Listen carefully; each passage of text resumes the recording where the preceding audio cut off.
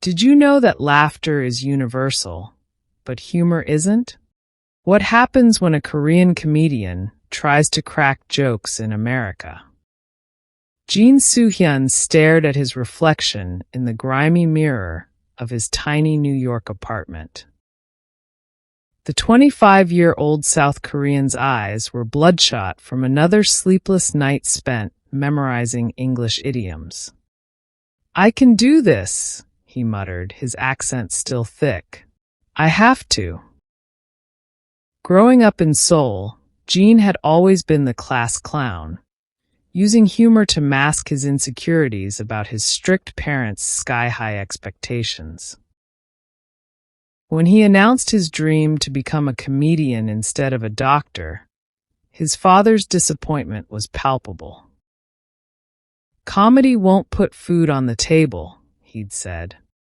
Those words echoed in Jin's mind as he boarded the plane to America, determined to prove his father wrong. Now, 6 months into his journey, Jin was beginning to wonder if he'd made a terrible mistake.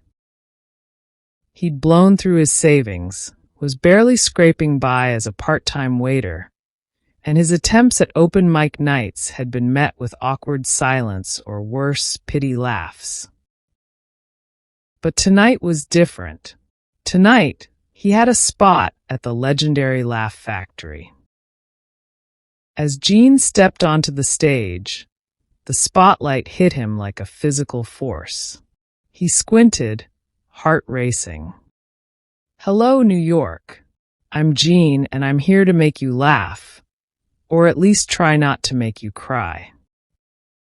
A few chuckles rippled through the audience.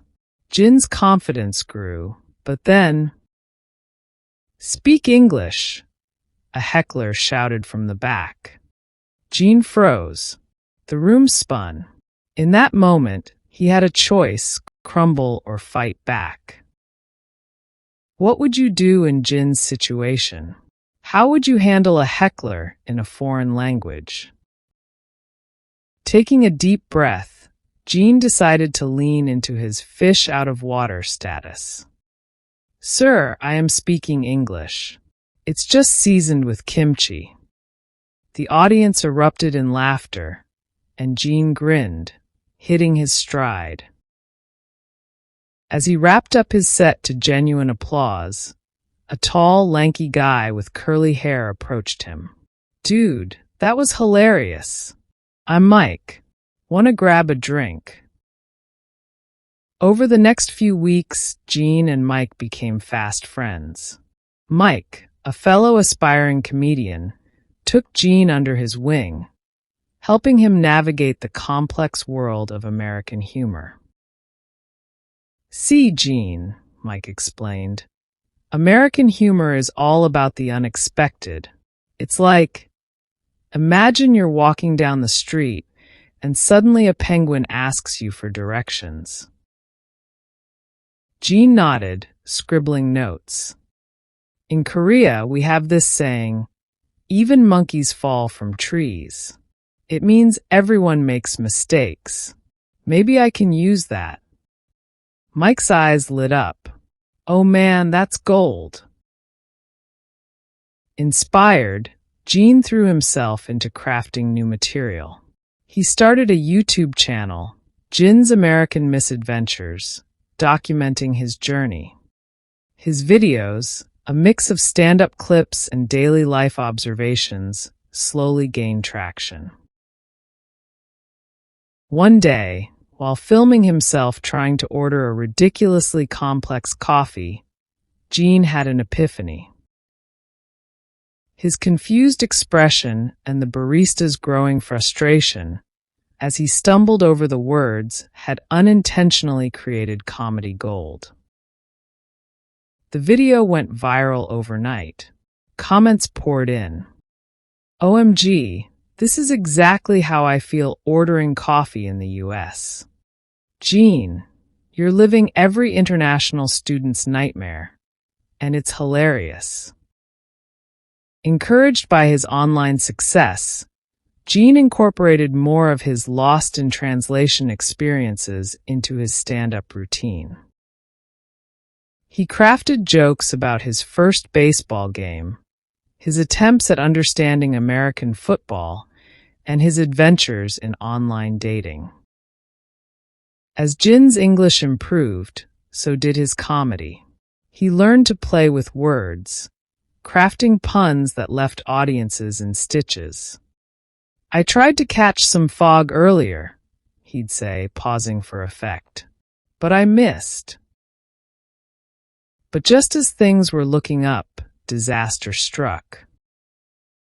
During a high-profile gig, Jin froze on stage, forgetting his entire routine. He stumbled off, humiliated, convinced his career was over before it had truly begun. Back at his apartment, Jin called his mother in Seoul, fighting back tears. "Mom, maybe I'm not cut out for this. Maybe I should just come home." His mother's voice was soft but firm. "Gina, remember the story of the stone cutter?" He hammered at a rock maybe 100 times without a crack showing. Then, on the 101st blow, it split in two. It wasn't that last blow that did it, but all that had gone before. Those words stayed with Jin. The next day, he was back at it, determined to improve. Have you ever felt like giving up on a dream? What kept you going? Months passed, and Jin's perseverance paid off. His YouTube channel hit 1 million subscribers. He was invited to perform at college campuses across the country. And then the call he'd been dreaming of came. An invitation to audition for Saturday Night Live. The day of the audition, Jin paced nervously in the waiting room. When his name was called, he felt like he was walking to his execution. But as soon as he stepped onto that famous stage, something clicked. All the hours of practice, all the nights bombing at dingy clubs, all the awkward cultural misunderstandings, they all led to this moment. "Good afternoon," he began, his accent now a charming lilt rather than a hindrance. "I'm Jin, and I'm here to audition for the role of token Asian guy who's not good at math. I know, I'm really branching out here." The producer's laughter echoed through the studio. Jin grinned and launched into his set, a hilarious blend of self-deprecating humor and sharp cultural observations. 2 weeks later, Jin got the news. He was the newest cast member of Saturday Night Live. On his first night, as he stood backstage waiting for his debut sketch, Jin thought back to that first night at the Laugh Factory. He'd come so far, learned so much. But at his core, he was still that same kid from Seoul with a dream of making people laugh. The lights dimmed, the music swelled, and Jin stepped out onto the stage. As the audience cheered, he caught sight of Mike in the front row, giving him a thumbs up. Jin smiled. He was ready. Live from New York, it's Saturday night. As the sketch began, Jin delivered his lines flawlessly, his timing impeccable. The audience roared with laughter. In that moment, Jin realized he'd achieved more than just his dream of becoming a comedian. He'd become a bridge between cultures, using humor to bring people together. Back in his dressing room after the show, Jin opened his laptop to record a quick video for his YouTube channel. "Hey everyone," he said, his eyes shining with joy. "Guess what? Your boy Jin just killed it on SNL. Can you believe it? From kimchi to comedy, from Seoul to Studio 8H. Dreams do come true, my friends." He paused, then added with a wink. Now, if you'll excuse me, I need to call my mom and tell her that all those hours of watching American TV instead of studying are finally paying off. Who says you can't learn valuable life skills from Friends reruns? As he ended the recording, Jin sat back, a contented smile on his face. His journey was far from over, but he couldn't wait to see where it would take him next. Jin's story teaches us that perseverance, adaptability, and the courage to embrace our unique perspectives can lead to extraordinary success. It reminds us that our differences can be our greatest strengths, and that laughter truly is a universal language. Which part of Jin's journey resonated with you the most? Have you ever had to adapt to a new culture or overcome language barriers? Remember, every great story deserves to be shared.